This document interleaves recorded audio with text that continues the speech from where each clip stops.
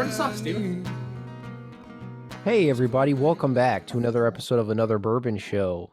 It's my show now because I'm getting an ice mold. Dan just let me know I'm getting an ice mold and it's gone to my head. Dude, you're getting an ice mold. Yeah. It's exciting. Yeah, Good news. yeah, good news all around. We got a lot of good news today on the podcast. We'll get into that in a minute. But first, we're And going to get into what?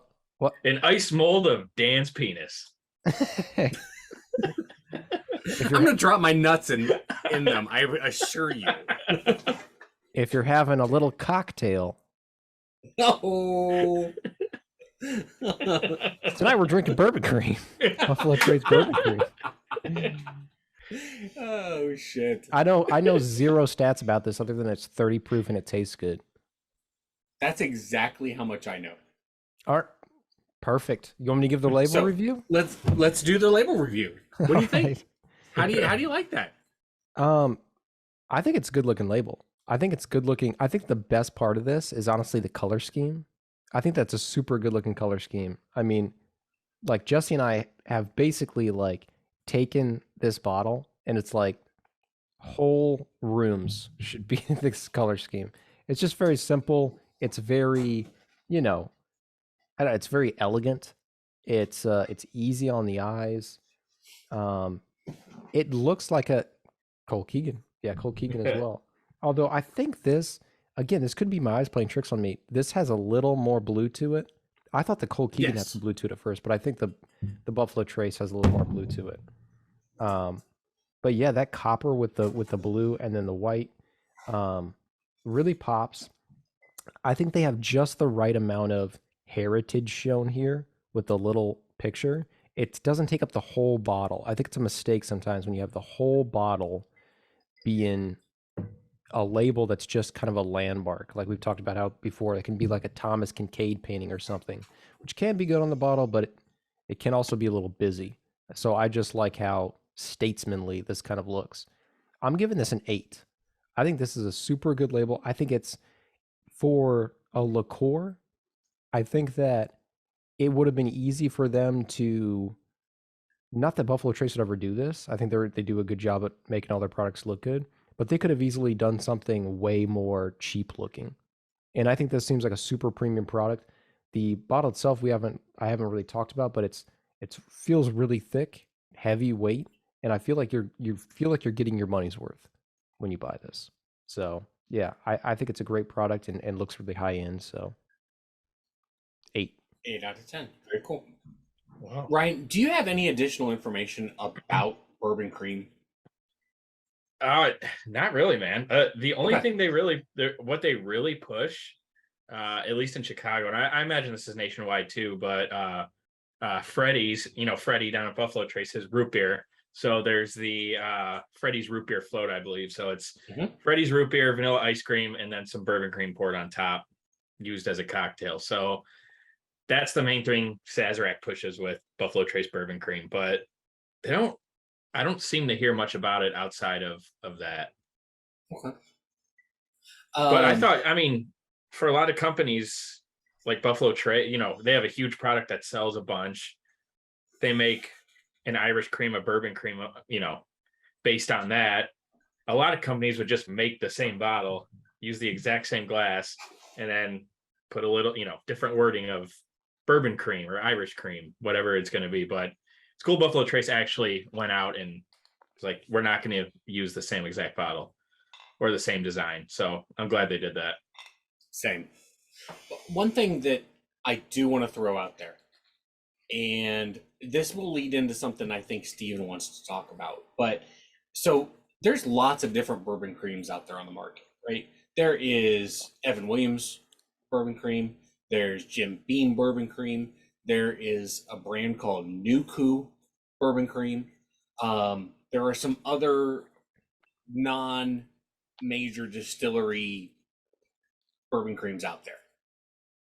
I can't tell you how many times I've heard people say online, oh, well, I like the Buffalo Trace bourbon cream better because of X, Y, or Z.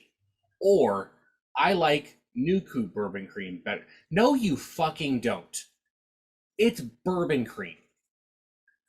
The chances of you being able to tell if you notice a difference, you're noticing a difference in the cream, not the goddamn bourbon. Okay, so just stop. That's all I want to say. Yeah, and the point that you were making that I wanted to get to was how difficult this was for me to find initially in my area.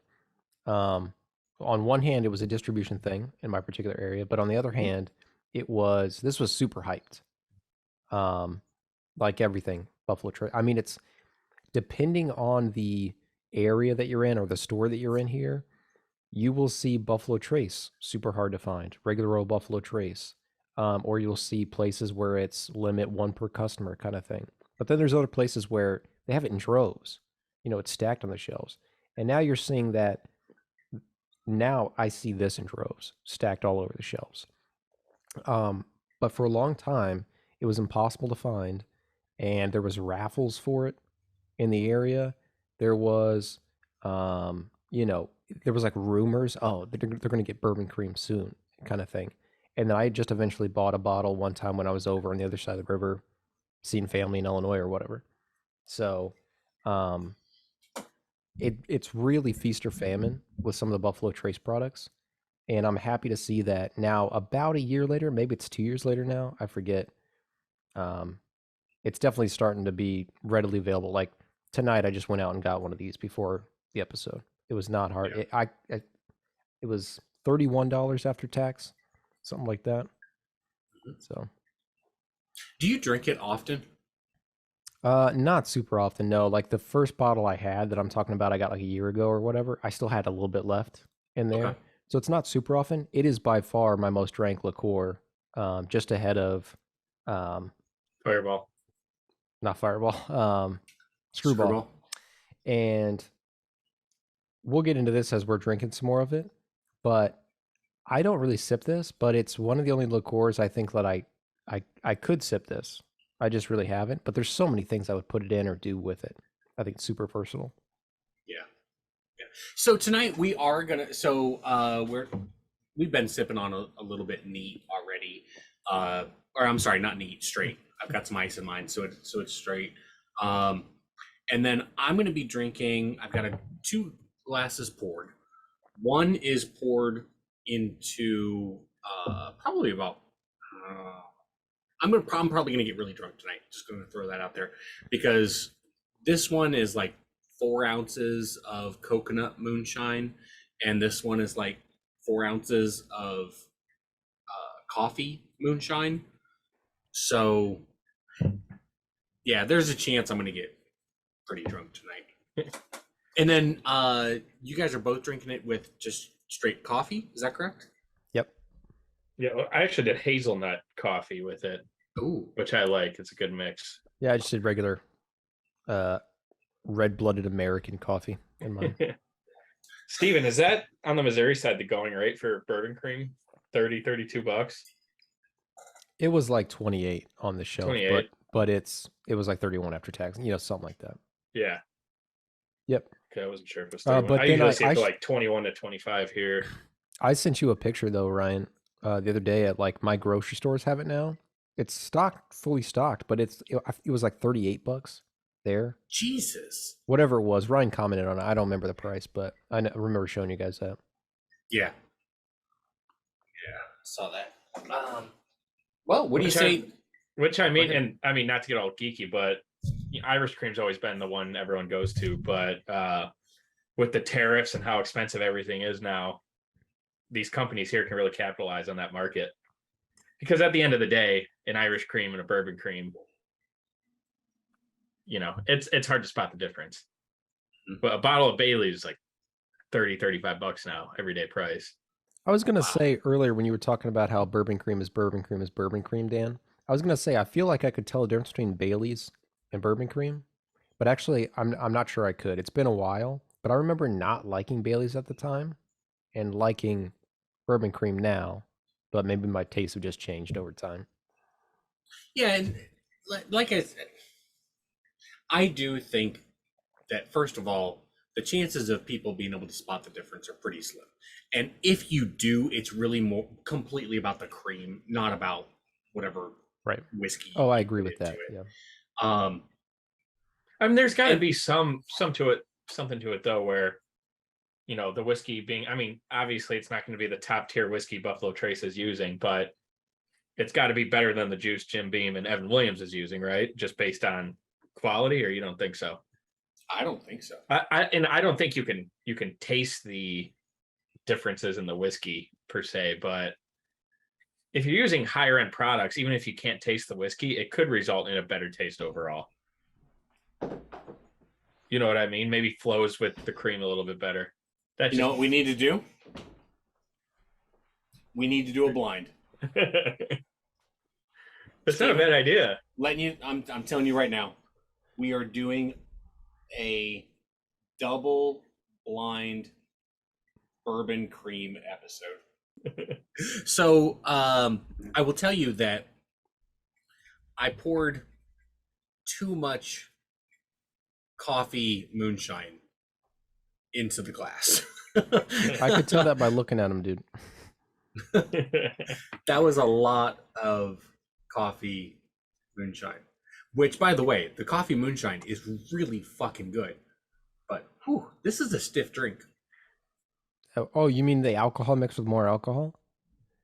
That drink? Yeah, that drink. You know, this reminds me of coconut. One of the first drinks I started drinking with. Hot damn, that's good. Was some White Russians. Yeah. Largely tried them because of the Big Lebowski, and then I remember. So I was already liking like creamer drinks. It's something that's it's just delicious to me. So I liked a lot of the Kahlua, stuff. And then I remember one time at Ryan's place, we were watching the Big Lebowski. We decided to have a night where we watched the Big Lebowski and had White Russians. And I remember I was already kind of drunk and I made one. And I poured like 60 to 70% of the glass was like vodka, and like 10% was Kahlua.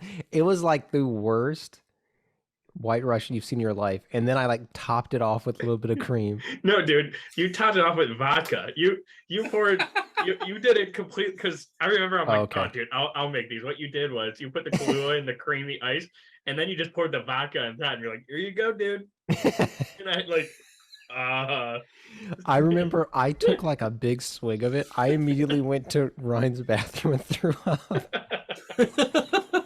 Ryan looks at it, he goes, ugh.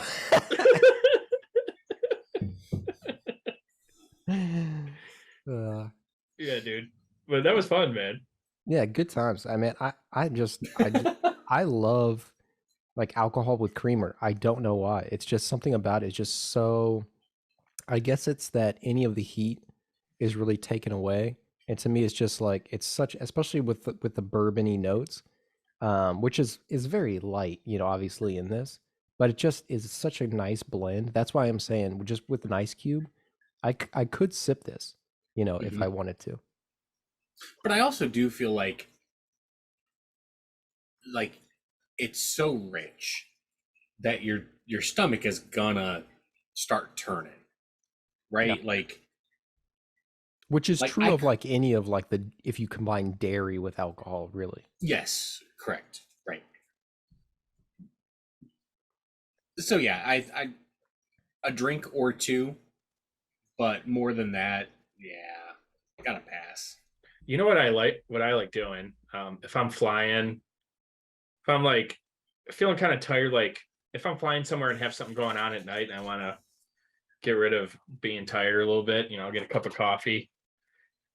Sometimes they have Bailey's on there, sometimes it's like an off-brand cream type thing. But if it's American Airlines, I'll get the Bailey's, whatever the cream is, pour it in the coffee, and then ask for Biscoff cookies.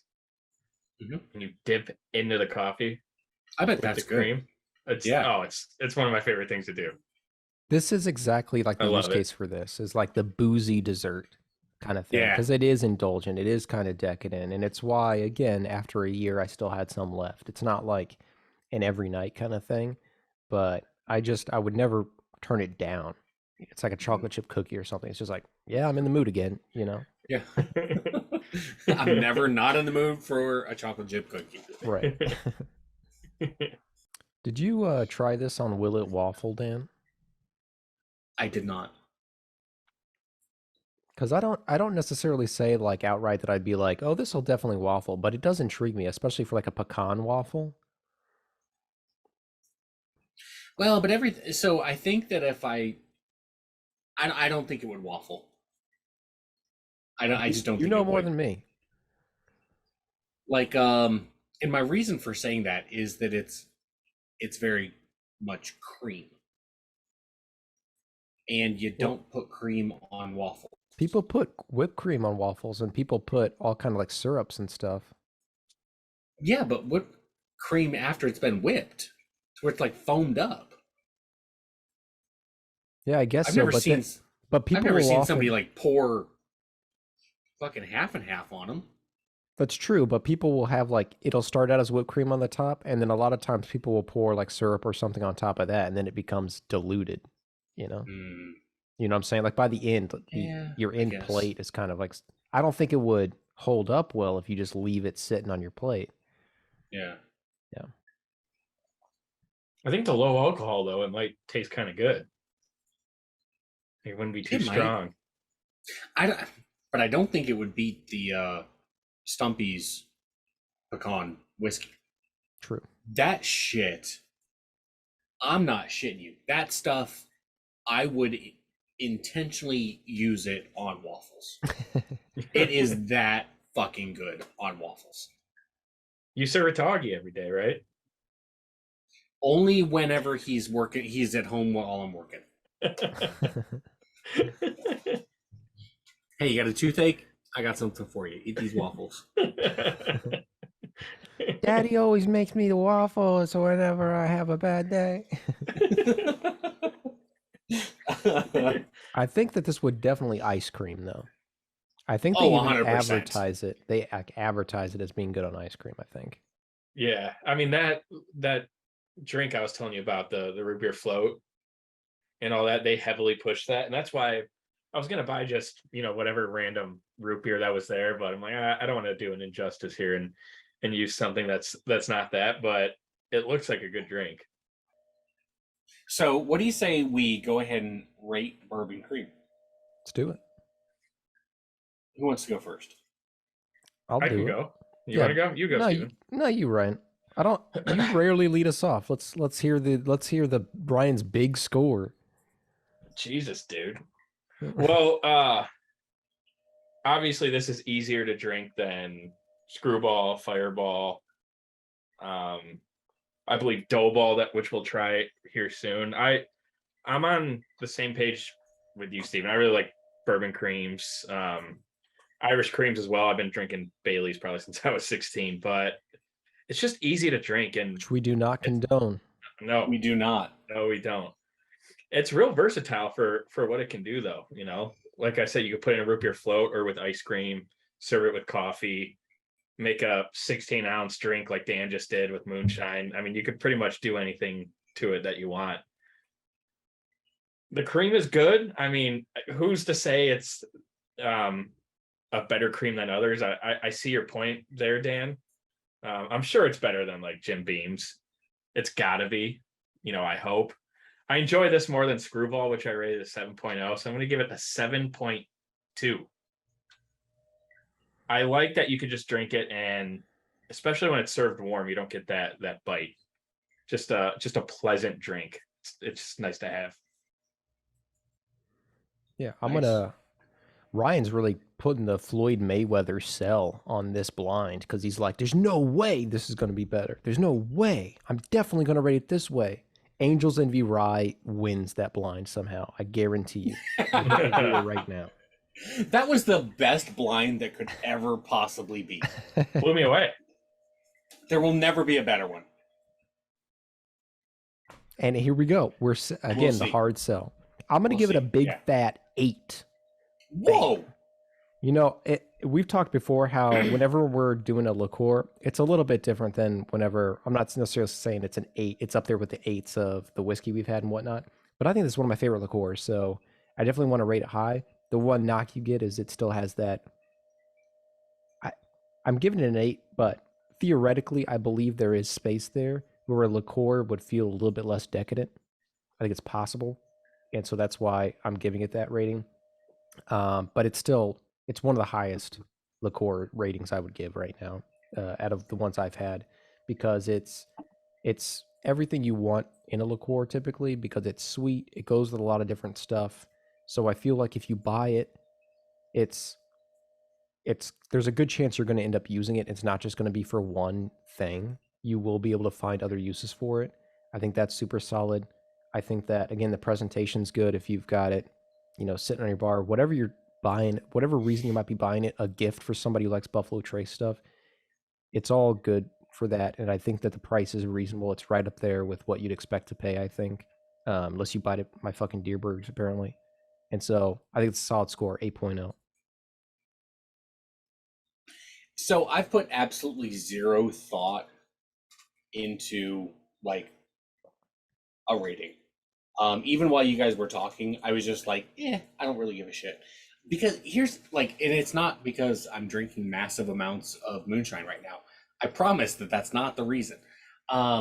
It's because how do you rate it, right? Like, yeah, it's Steven, you're dead on that an 8 for this is not the same as an 8 for actual bourbon. And I think that Ryan would agree that a 7.2 for bourbon cream is not a 7.2 for a bourbon or a rye. It's a totally different scale that makes no sense, and who gives a shit? Which is the reason I'm giving this a 10.0, because who gives a shit, right? Like it doesn't fucking matter. I'm still playing I'm going to play the 10.0 music here, though, that I've saved. That's the first 10.0. That's the first 10.0 ever. We've got a 10.0. We've got 10.0 music. Yeah. I didn't know that. Please send in your 10.0 music for next episode. Please send it in. I need royalty-free shit. But so here's my thing. Like, I'm giving it a 10.0, and I'm going to back that up by saying, first of all, that I don't give a shit. But second of all, and more importantly, and it's not this one. It's not necessarily Buffalo Trace Bourbon Cream that's getting a 10.0. Is that a 375, by the way? Yeah, it is. Because I don't drink it very often. I dig it. Right? Like, so yeah, like, it's just bourbon cream as a whole. I don't care if it's Ezra fucking Brooks bourbon cream, let alone Evan Williams bourbon cream, let alone Jim Beam bourbon cream or Nuku. I just think that bourbon cream itself deserves a 10.0. That's the best bourbon whiskey offshoot you can have, in my opinion. And can any of the bourbon creams improve? Yeah, probably. But Bailey's Irish Cream has been a huge big deal for how many decades?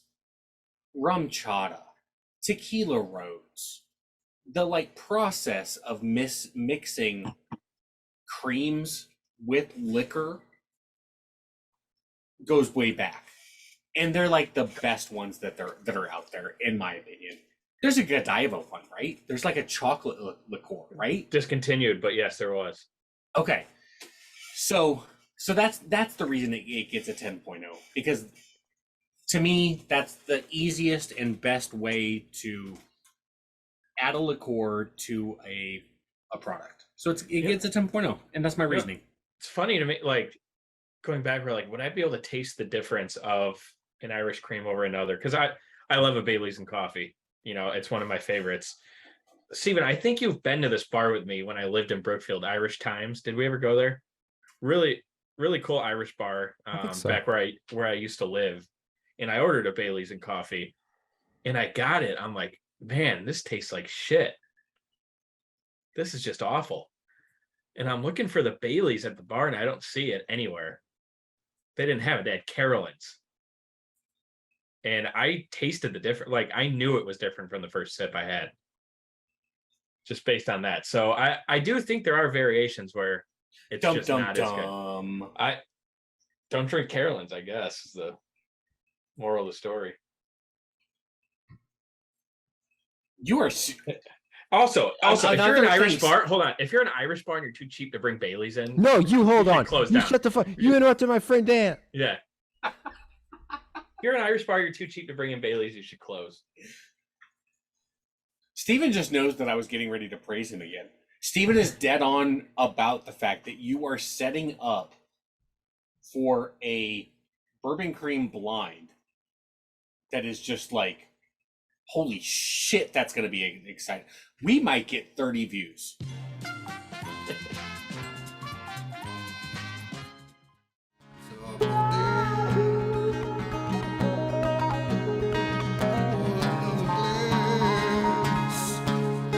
Another bourbon show.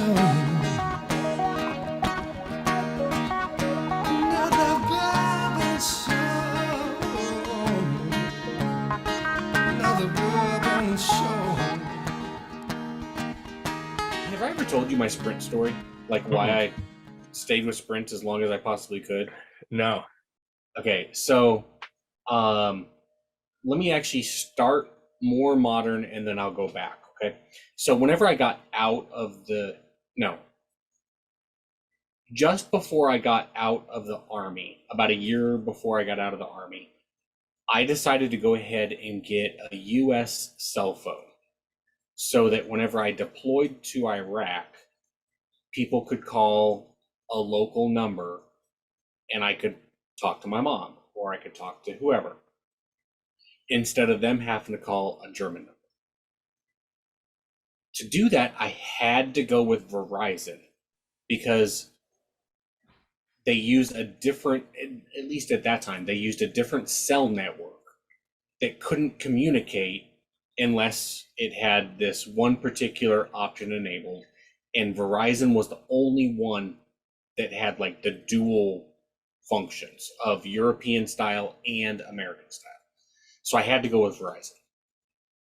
Once I got out of the Army and was back here, I switched over to Sprint as quickly as I could because I had a cell phone from the time I was about 16 years old, which was super unheard of. It was like drug dealers and me had cell phones back in 1994. Okay. And I had Sprint right off the bat. I joined the Army, kept Sprint. I'm in the Army, my Sprint cell phone. This would have been probably early 2000. It was pre-September 11th. I'm out in Colorado and in the Army, and me and a buddy get a night off, and we wanted to go to a strip club. Back in that time frame, you still couldn't, like, there weren't computers with internet access all over the goddamn place like they are now. I called up the Sprint operator and said, I'm in Greeley, Colorado, and I want to go to a strip club. Where's the nearest strip club? And not only did the Sprint operator tell me where the closest strip club was, but gave me turn-by-turn directions to go from my hotel to a strip club, which was my hotel was in Greeley, Colorado, and we had to drive to Fort Collins, Colorado, which is, I don't know, 30 minutes, 45 minutes away. And the Sprint operator gave me step-by-step, turn-by-turn directions to get me and a buddy to that strip club. And I was a dedicated Sprint customer from that day forward.